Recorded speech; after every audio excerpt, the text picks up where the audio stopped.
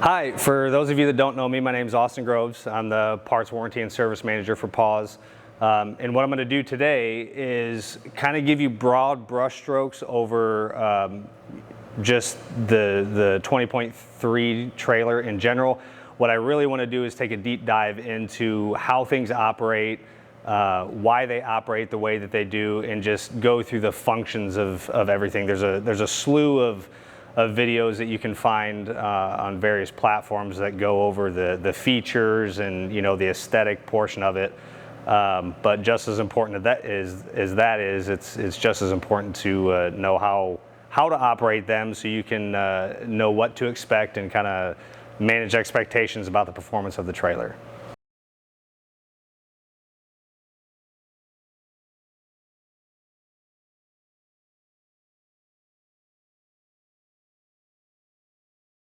All right, the first thing that I want to go over is the 20.3 slide kitchen, the baggage doors, and just the general operation of the slide tray itself.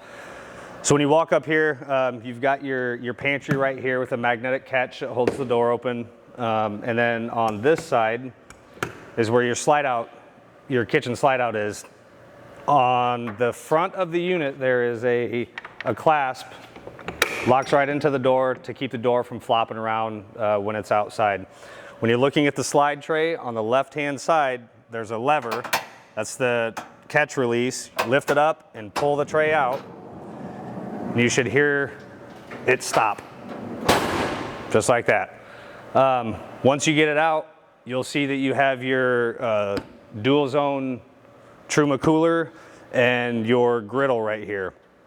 To further open it up, you've got your drawer here. Now, when you pull your drawer out, if you notice, I'm lifting it up right now. It doesn't give me enough clearance to get this out. That's because right in here, there's two little clips. Push these clips in, pull it out the rest of the way, and then lock it in place. It keeps the drawer from moving. At that point, you can extend the arms, lift up the tray, flip this over, set it back down. It's either 12 volt or 110. You have the option for both plugs right inside here. The cooler itself, you can read through the manual and get very specific details about the characteristics and capabilities of it, but just understand that you have two zones. So you can set one side at a freezing temperature, one at a refrigerator temperature, or you can set both at the same temperature. And then you've got your gas line that wraps around from the griddle around the back side. And you've got your quick disconnect here that plugs in there. One thing I will note about all of the baggage doors on these 20.2s and 20.3s is the catch. So as you can see, there's a bolt right here and a lock nut. And what that does is when you latch it in, it pinches the face of the bolt up against here.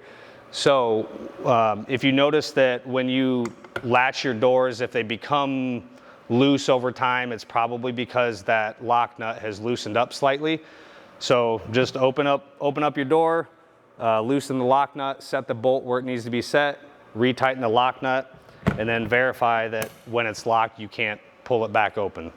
So when you get your PAWS trailer, you'll get a slew of keys.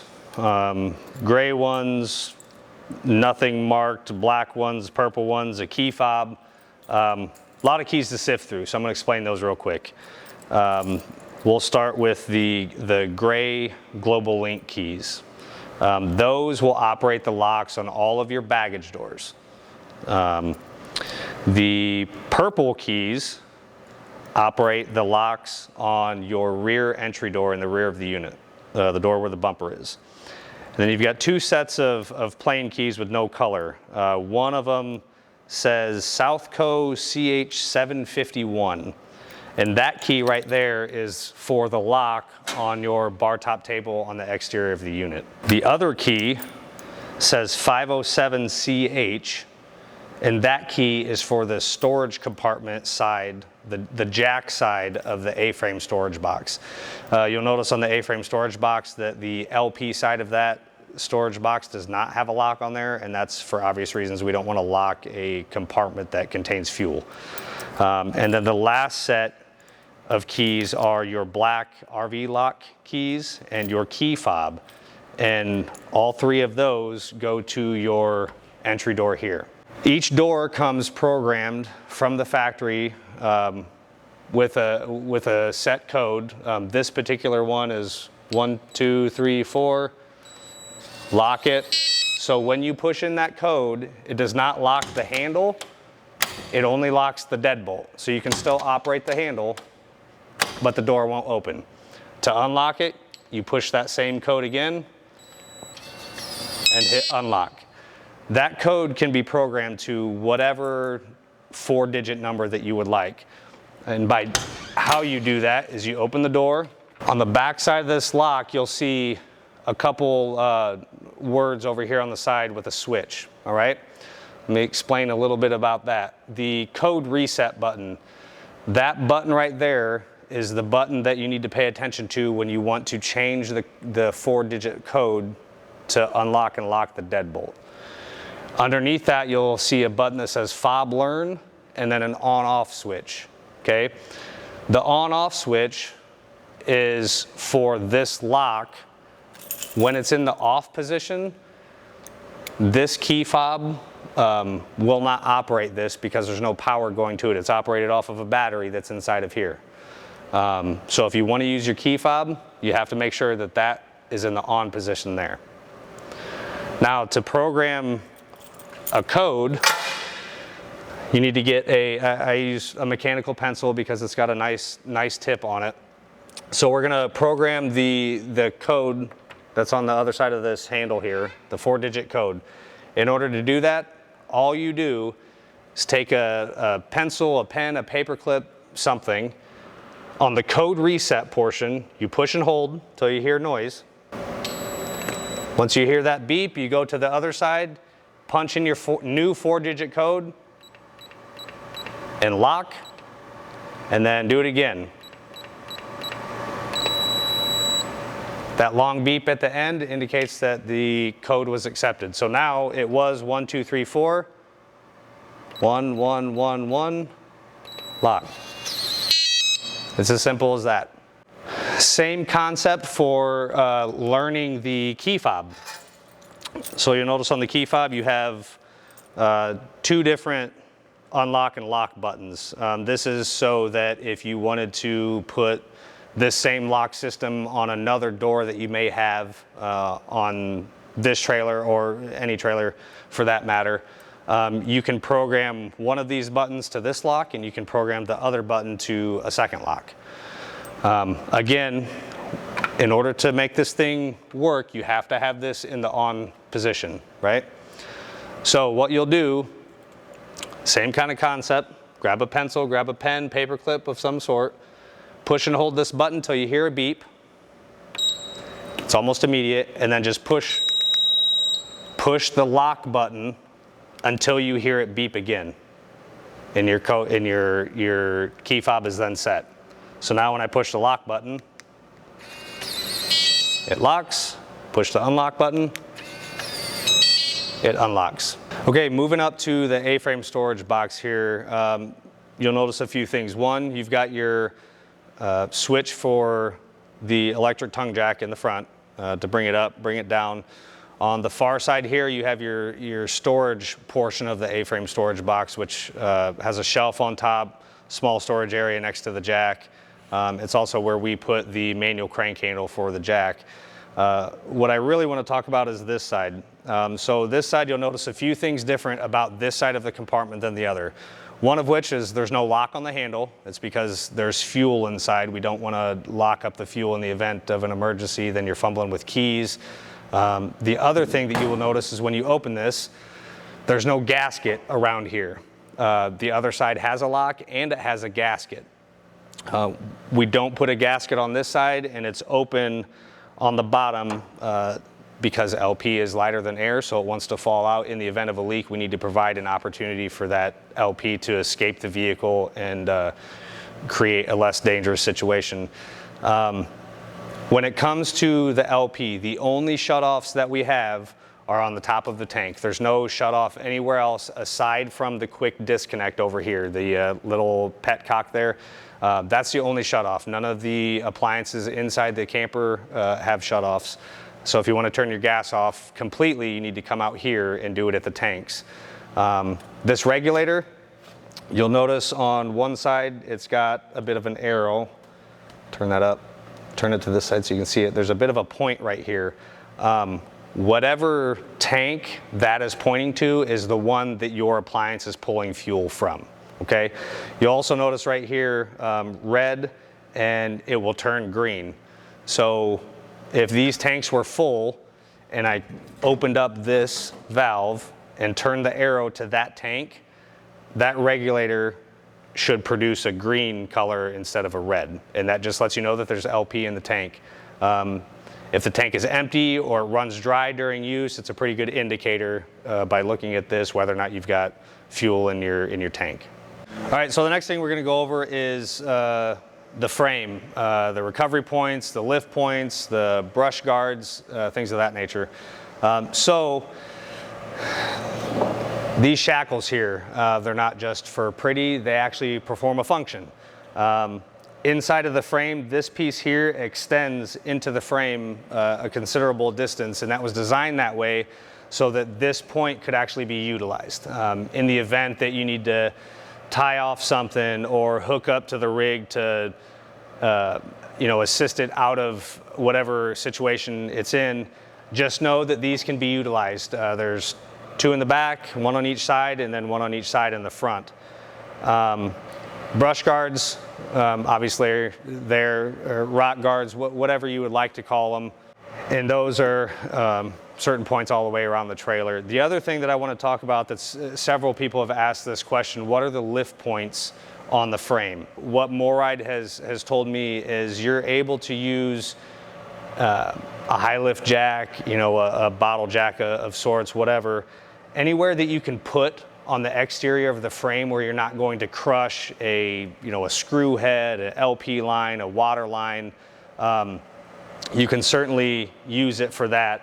Just understand the amount of weight, the amount of stress, the amount of pressure that you're putting on not only that single portion of the frame, but also the equipment that you're using to lift it for whatever reason you would need to lift it for.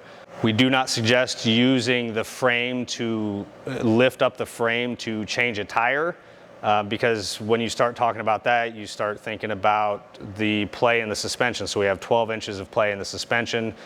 And in order for you to change a tire out by lifting the frame up, you would have to, at minimum, lift it 12 inches up off the ground, which would put some serious pressure on the frame and the suspension and the trailer in general that would be unnecessary and unsafe. So please don't do that. But just know that, if you're out in the Moab or something, you're backing up and you get a giant boulder stuck under, a portion of the frame or something of that nature. That would be the time that you would be able to look into, okay, where on the frame can I lift up enough to dislodge this rock or whatever it may be so that I can remove the trailer from the situation.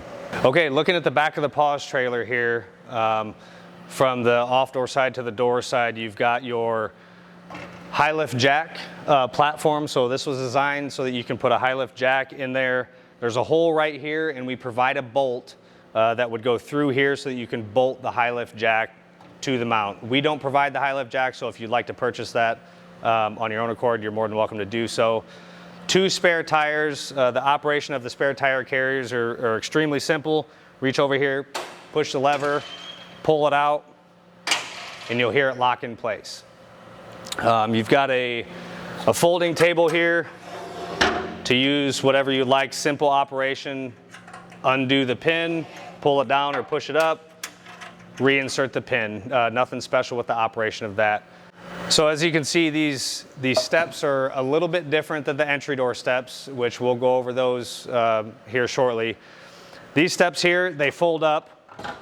The idea behind that is you get them dirty, you get them all nasty, whatnot, you can just flip them up. One of the things that needs to be understood here is that obviously you can tell you cannot put those up with the legs up, right? So the easiest way to do it that I found, stick your hand, stick your hip underneath here. There's a pin on either side. Pull the pin out, push the legs all the way in. Now you can fold it up. Two things you'll notice here. You've got a blue handle clip on this side and then a black manual slide on the other side. What I always do, because plastic things break a lot easier than most other materials, is instead of slamming this thing shut and forcing the clip to move on its own, me personally, what I would suggest doing is holding this clip over, letting it go in place, and then letting the clip go. Just one less point of friction that you put on the clip. On this side, you'll see a manual metal latch here. So a lot of people will just slide it over. And what you'll notice if you just simply slide it over is that the face of that now sits on the exterior of the door jamb and really doesn't serve a whole lot of purpose there. The idea behind this thing, and if you push this button and pull it back, is the face of this needs to be on the back side of the door jamb to prevent it from bouncing around in transit. So now it wiggles, but it doesn't come forward, it doesn't knock on your door, it's a lot more stiff. So that's the intention behind this clip here. Okay, one of the other features that we have on the exterior of the Pause trailer is the camera system. So we've got 4 cameras, one on each side of the trailer and then one in the front and the rear of the trailer. And then you have a single 7-inch screen to view those 4 cameras. You can either view them one camera at a time, or you can put all 4 cameras up on the screen at one time. Some things to note about the camera system. Biggest thing is it's a standalone system, okay? So it's not integrated into anything. It's not integrated into the Garmin tablet. The only way that you can view the cameras is through the screen that's provided by us that ties right into the cameras. They cannot be viewed remotely. So let's say you're going on a hiking trip up in Colorado and you want to make sure before you come back to your camper that there's not a bear outside. There's no way for you to get on your phone and open an app and check your cameras on the way back to your campsite. The only way that you can view those cameras is on that screen. With that being said, it doesn't DVR. You can't record. Essentially, the camera system is set up for security purposes. So if you're inside the trailer, you hear some noise, you hear some rustling around, you want to check the surrounding environment when you're out in the woods or the desert or something, you want to check your surroundings prior to exiting the trailer and not be the crazy neighbor peeking through the blinds. This gives you the opportunity to do that. But it doesn't tie into anything else. And again, the only way to view what the camera is seeing is by looking at the provided screen. All right, another feature to note is the system that we get from TST, the tire pressure monitoring system. You'll see when you get your camper, it'll come just like this, in a package, never been opened. Some things to go along with that is each one of the tires, all 6 of them, which includes the 2 spares in the back, if you were to disassemble those tires on the rim, you'll see a band that goes all the way around the rim and a sensor that's on there. That sensor is what communicates with this via the transmitter, repeater, whatever you would like to call it, that's attached to the exterior portion of the frame just behind the drop down. That component is for this. So essentially what you'll do is you'll get this packet, you'll open it up, and it's got detailed instructions on how to pair each one of the sensors on each one of your tires to this screen. Again, this isn't something that can be viewed on the Garmin tablet. This is a standalone device here. The good thing about it is that if you have sensors that are compatible with this on your tow vehicle, or you want to install them on your tow vehicle, you can monitor your tow vehicle's tire pressures and temperatures along with your trailer's tire pressures and temperatures all on one screen. All right, the next thing I want to go over is our Thule legless awning. So it's operated from the tablet here. You can also operate it manually with a nut driver up here, and we'll explain all of that later. You can also control it through the Connect 50 GARMIN device on the inside of the trailer, which we'll go over that as well. One of the things that I wanted to talk about is the wind sensor. So on the awning controls, you'll see extend, you'll see retract, and then you'll see mode with a little gust of wind there. There's two options there, one blue dot and two blue dots, right? So one blue dot is less sensitive, two blue dots is more sensitive. So what the motion sensor, the wind sensor does in this thing is when it registers a decent amount of movement, it will automatically retract, all right? What I wanna make you aware of is that as an owner, as a manufacturer even, we do not rely on that wind sensor to get us out of bad weather, right? So it needs to be understood that if you know bad weather is coming, roll your awning in so it's nice and safe, and you know when the weather subsides, you can run it back out. The wind sensor there is just to assist you in the event you know, you're inside the trailer, something like that happens and you can't quite get there in time. This is just one of those things to attempt to safeguard it. What I do want to show you is I'm gonna get out my my assistant here in a minute, and I'm gonna move the awning up and down to mimic the movement that would be created by wind. But I want you to notice how long it takes to get in there. It's about 35 seconds or so. So just imagine if you're in bad weather or it's super windy, it will still try to go in, but it doesn't happen instantly, and there's an amount of time there that could allow for a bad situation to develop. So if I take this and just kind of move it around like the wind was blowing, you'll see that it rolls in. It doesn't happen fast, and it takes a little bit of time to do it.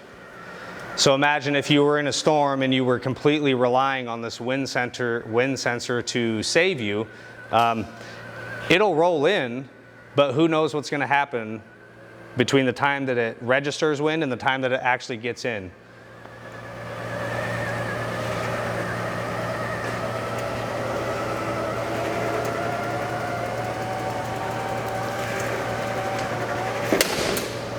Okay, moving on to the manual operation of the Thule awning here. So let's assume that you know, your batteries are dead and your 5-year-old just threw the tablet and any other smart device that you have with RV controls on it into the river that you just went whitewater rafting down, all right? So your awning's out and you need to go somewhere. We need to be able to get that thing back in there. If you look right here, there's a square plug. All right, it's just a rubber plug. You pull that plug out, and inside of there you'll see a nut. I believe it's 1/4 inch. It is a 1/4 inch. One way runs the awning out, the other way runs the awning in. It does take a considerable amount of time, but you do have the ability to either extend or retract your awning in the event of a power failure. Next up on the list here is the entry door steps. One thing that you want to note is when the steps are all the way down, when you walk up the steps, you don't want to see the steps do this. So if they're jostling around when you're going up and down them, chances are it's because the legs aren't set appropriately. Maybe one side needs to be further out than the other based on the surface that the steps are touching. These steps, unlike the rear steps, don't have pins. They have kind of like this latch clip thing. So you push the thing in, lever right here, set it where you want it to set it, and lock it all the way in. These steps here, it doesn't matter if they're all the way in or all the way out when you go to stow them away. They're obviously not long enough to hit the top of the door. Two things that you really, so this is what you don't want. If I were to walk up those steps, you don't want that. So extend them enough so that when you do that, it doesn't create that unsafe situation. Two things to note here. As you can see right here, this plate is a part of these steps, right? So when you flip down the steps, you want this plate to sit as far down on the threshold of the door as you possibly can. Reason for that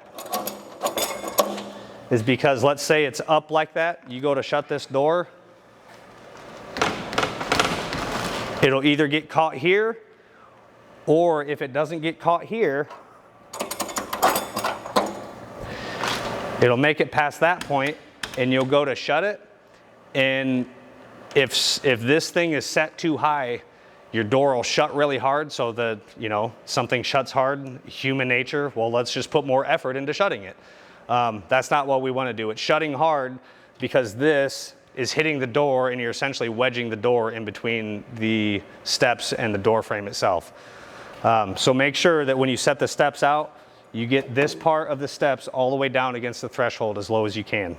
Another thing to note is when you move these steps, when you stow them or bring them out, you need to make sure that this door is all the way open. Reason for that is you'll see on the right side here, you've got a plate that sits on the door jamb itself. If this door is open slightly, you're gonna hit that plate on the door. Eventually you'll rub this rubber piece off of the plate, and then you'll just start tearing up your entry door.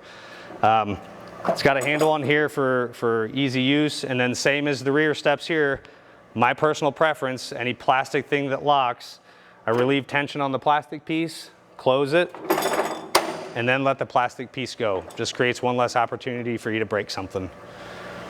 This side over here, it is adjustable, not like the rear door. You have to have a wrench. It's pretty much a set it and forget it. It shouldn't change, but it sits just like that. It sits on this part of the door jamb because this door pinches it in there to keep it nice and tight. Okay, moving to the back off door side of the trailer next to the ladder here, you'll see two compartment doors, all right? In the forwardmost compartment door, this compartment here is just for access to the water pump, and up here you'll see a black canister. Inside that canister is a inline water filter. Another reason for this opening here is so that you have access to the plumbing P-trap underneath the base of the shower. You will see on the water pump here, coming off the input side is a small silver filter, all right? That just threads on and off. There's a filter in there and a plastic cover. Thread it off, thread it back on, clean it as necessary. That's it for that one. Now in this panel here, in this door here, you'll see your Nautilus station. So you got your quick disconnect spigot up here, a white, green, and blue knob, and then your city water fill and your black tank flush there. Couple things to note about this area is water pressure regulator, right? So we all know that water pressures vary throughout the country. I mean, you could go to one campground and it's fine. You could go to your house and it's fine. You go somewhere else and now you're busting fittings, or your T&P valve on your water heater is leaking because the campground water pressure is just too excessive. All right, so coming from Paws, it is always recommended that you use a water pressure regulator of some sort when hooking up to obviously an unknown water source where you don't know what the actual pressure is. Another thing to note here is in this compartment you'll see a little lid that pops up. On the underside of here you'll see another lid. Connecting those two together is 3-inch pipe. So if I wouldn't hurt myself or get my arm stuck, I could stick my arm all the way through there and wave at you on the other end. What that's there for is you go to a campground, nobody wants to have a door open unnecessarily, feed your water hose up through here, get a 90-degree fitting if you need one, connect it to your city water inlet, close and lock that door, and now the door is not flopping around. Nobody can mess with your connections. All right, a few more things to note about the water system in the Paws trailer is there are no shutoffs inside the trailer, right? So the shutoff comes at the Nautilus panel or just simply disconnecting it from your city water source. Another thing that I want to note here is on the 20.3 you have this outside spigot next to your outside kitchen here. This same kind of spigot I just went over is on the Nautilus panels. Same concept, nothing crazy there. Can disconnect your hose, reconnect your hose, whatever you'd like to do. One thing that I want you to understand here is that there's no backflow prevention in this device here. There's no mixing valves. It essentially looks like a football post, right? So you have hot going in one side, cold going in the other side, and they get to here, and you open the knobs to allow you know, a certain amount of each temperature of water to mix, producing whatever temperature water that you want. With that being said, we have a tankless water heater that works off of, you know, various sensors and flow sensors and things of that sort. So if you open these up and you don't have anything connected to here, or you do have something connected to there like a garden hose sprayer, right? The sprayer is not going to activate unless you press the handle. If you leave these open and you're trying to get, let's say you're trying to take a shower, what's going to happen is it's going to create your hot water heater to do funky things because you're essentially opening the cold side to the hot side, creating pressure and temperature differences, and it kind of messes with the sensors in the water heater itself. So just understand that if you're not going to be actively using this, turn them off. And leave them off. If you'd like to use them, obviously turn them on as needed, but just remember that when you're done utilizing this spray port here or the one back of the Nautilus panel, just make sure that the knobs are turned off. In the event that you use it and later on the day you take a shower and you're frustrated because the water's not hot or something like that, first thing I would ask you to check is to come back out here to your outside spigots and make sure that the knobs are completely shut off. All right, another few key aspects of the water system in the 20.2 and 20.3 are the overflows for the fresh tank and the fresh tank drain. So underneath here on the off door side, just forward of the front axle here, you'll have a white handled shutoff. That is to drain your fresh tank, right? So just forward of the axles over in here is your overflow drains that come off of the fresh tank. There's two of them, right? So they're tied together. There's two of them coming off one tank, and they both feed down straight to the exterior of the trailer underneath the underbelly. What I want you to understand is that this is a 76-gallon freshwater tank. You can do the math. If you figure 4 gallons per minute, it's going to take a little bit of time to fill up this fresh tank. There are tank sensors in there. The tank sensors read, so at 1/3, 2/3, and then full, right? So the tank sensors are set so that when it says full, it's at the bottom end of that 1/3 threshold, right? So keep in mind also that because there's two overflows coming off of the tank, that you have an opportunity to siphon water. So let's say you're filling your fresh tank, right? And you fill it all the way up until water starts coming out of the overflow valves. Nothing wrong with that. It's what they're there for. It's kind of a visual indicator that your tank is full. But because there's two of hoses coming off of that, when you shut off your water supply and the water keeps coming out, it's more than likely because the water is being siphoned through one of those two hoses, and it'll only do that until it drops below the level of where the overflow hoses go into the tank. You don't need to worry about it. It'll stop. It's not going to completely drain your tank. Those overflows come off of the top portion of the tank. But just understand that that's probably what's happening if the overflows continually produce water after you've shut off the water. All right, if you notice on the exterior rear portion of the Paws trailer, you'll see these black covers, all right? Depending on how early of a VIN number you have, you may have one of these. Later VINs have a second one located on the roof right above the Victron components. What these are exhaust fans, right? So the Victron components in the rear storage compartment, they're in an enclosed space. They produce heat, so we want to have a way to remove that heat from the space and prevent the system from overheating. They're not tied to the Garmin tablet, so you cannot turn the fans on or off via the Garmin tablet. It's a manual push button that's on the inside of these fans here. Keep in mind also that you have a handle. You push it to open the vent and you pull it to close the vent. Okay, so I wanted to bring you in a little bit closer here to the axle and the auxiliary air ports here.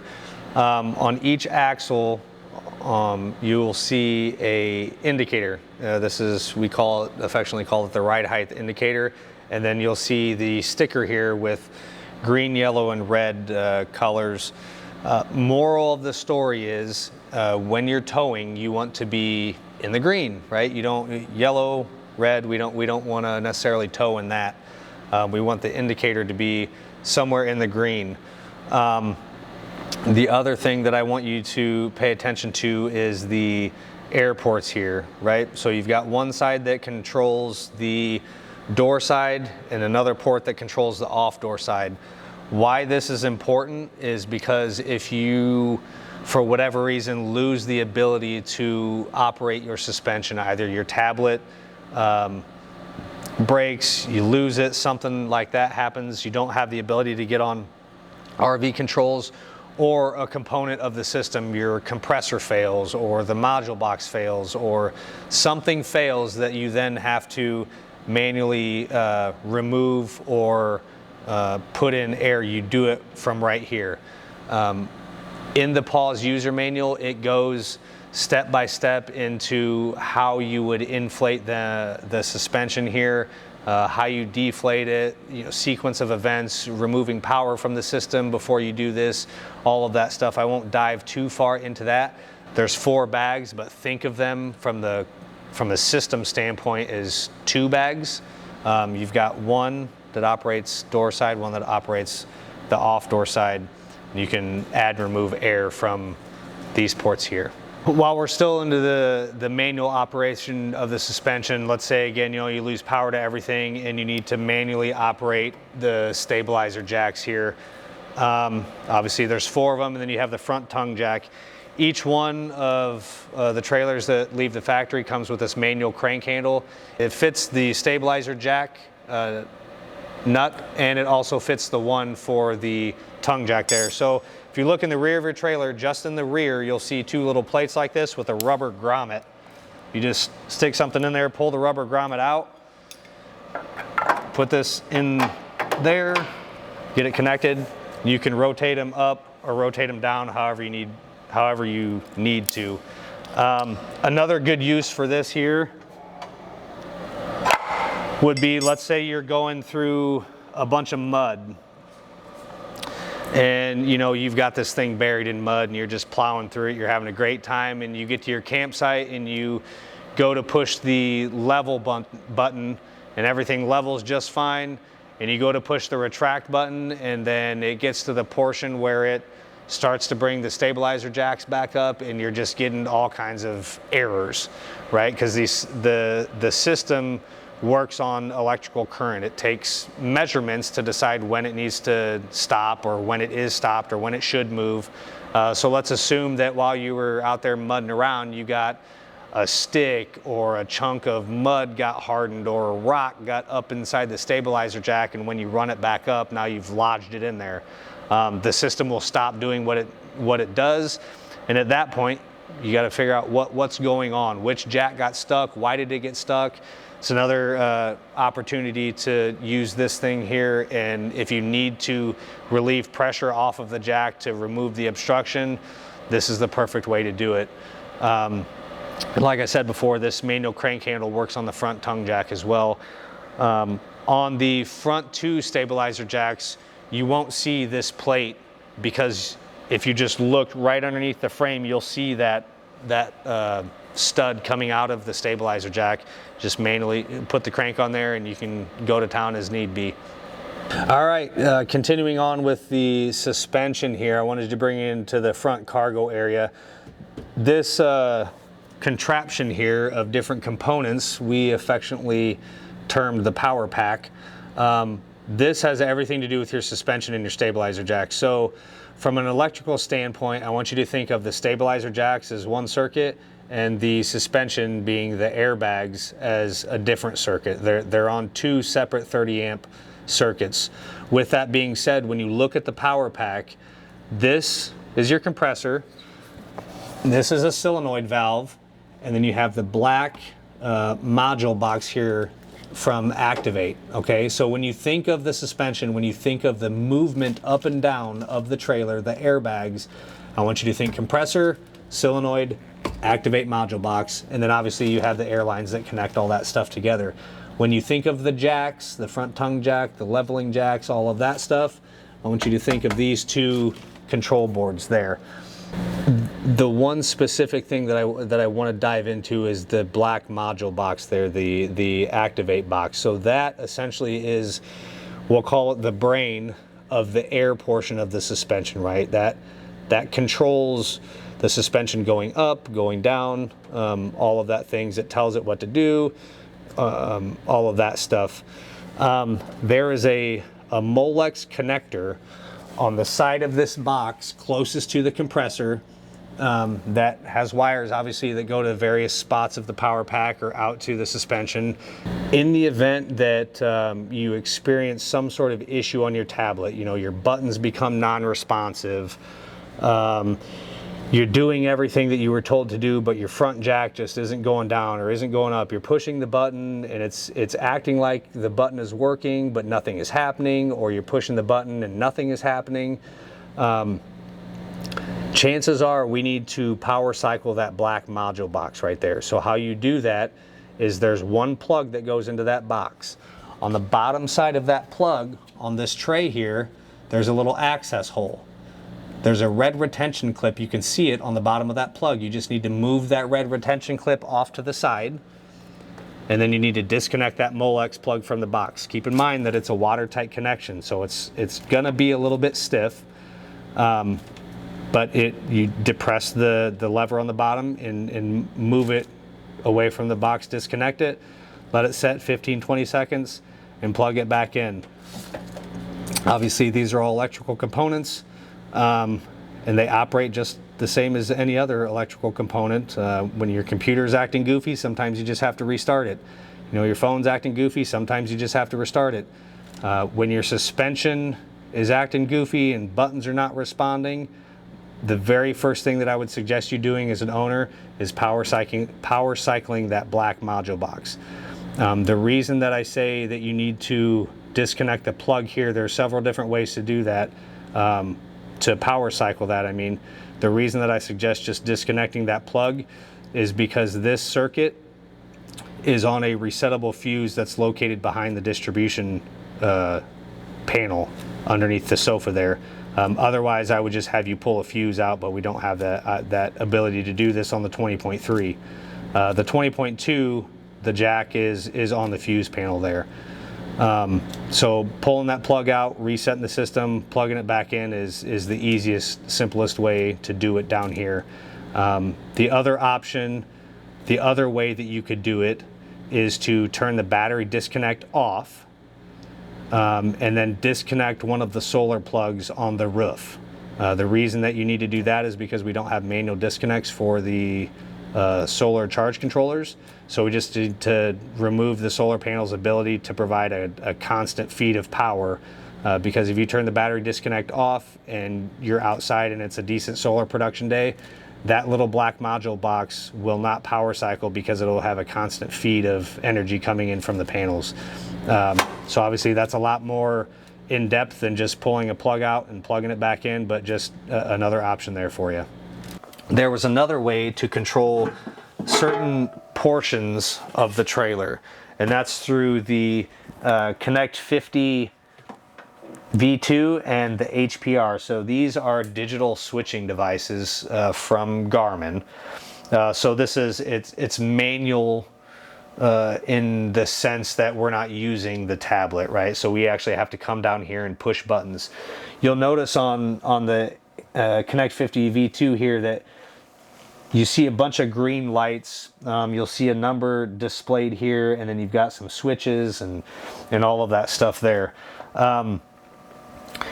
There are inputs and there are outputs that go into these switching devices. So the things that you would see the most benefit from operating from here would be the outputs. You know, your lights, the water heater on off, things like that.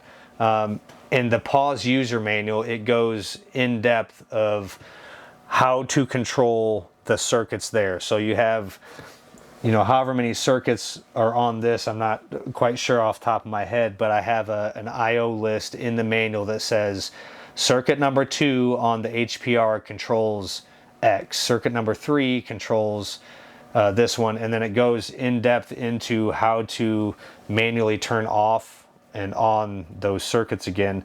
You know, again, it's just another means of controlling certain aspects of the trailer in the event that, you know, your primary, secondary, and tertiary means of controlling the functions on the trailer fail. Here's just another means here. The other thing that I do want to note about this area is you'll see one cable that's not connected to anything. Please don't freak out when you see this. This is just a cable that we've attached to the system and leave it in here. So in the event that GARMIN, you know, something's going on, GARMIN needs to make a service call, whatnot, they have the ability to get their laptop and tie right into the system. It's there for GARMIN, so don't do anything with it. Don't freak out if you see it. It's there for a reason. All right, here we are in the back of the pause trailer again, next to the Victron cabinet with all the Victron components and battle-born batteries and stuff. I want to talk to you a little bit about the solar components on this. First off, on the tablet, the solar page, right? So you have the ability to control certain on-off charge-only functions of your inverter charger.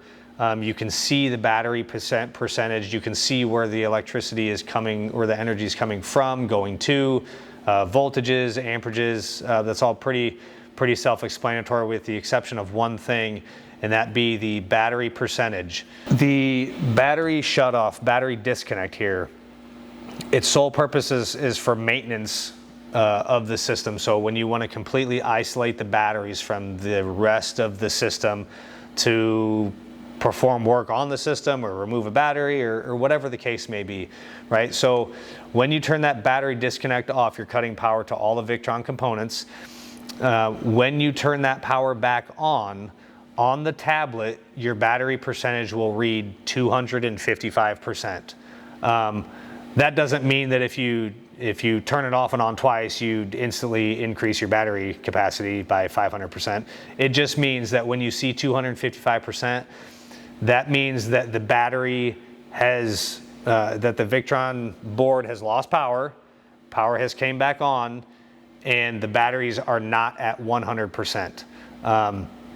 What'll happen is it'll stay at 255% until the batteries become fully charged again. Once they charge all the way, as far as, you know, they can go, and it'll change to 100%, and then the system will read correctly after that. But just so you're aware, when you see a 255 in the battery percentage, it just means that Victron components lost power. Typically, you turn the battery disconnect off and turn it back on. That'll happen 100% of the time.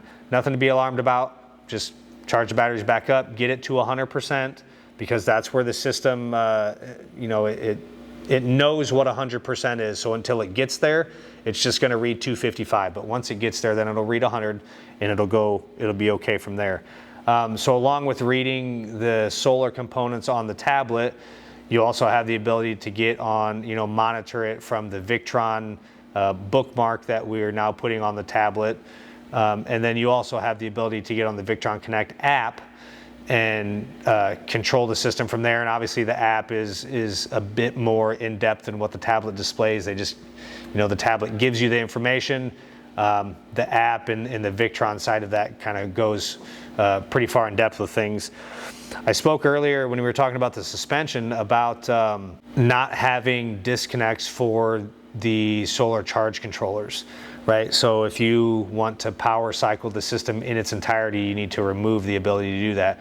So if you look in the pause user manual, I go through specific steps on how you can turn the solar charge controllers off in the app without having a manual disconnect for them. So you do have that ability to temporarily disconnect them from the system.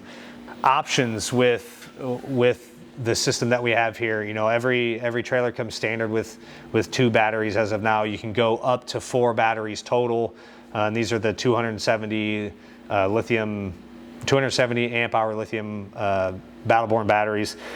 And one thing that I've seen quite a few customers do is add a DC to DC controller here on the Victron board. So, you know, when they're plugged into their tow vehicle, the tow vehicle will then feed the system and keep the batteries charged. It's excellent. Moving forward, our new models and probably maybe next model year, I would anticipate us putting the DC to DC charger either as an option or standard in each of our trailers, just because it makes perfect sense. The heater that's inside the battery is thermostatically controlled inside the battery. So when that switch is on, it does not mean that the battery heaters are on all of the time.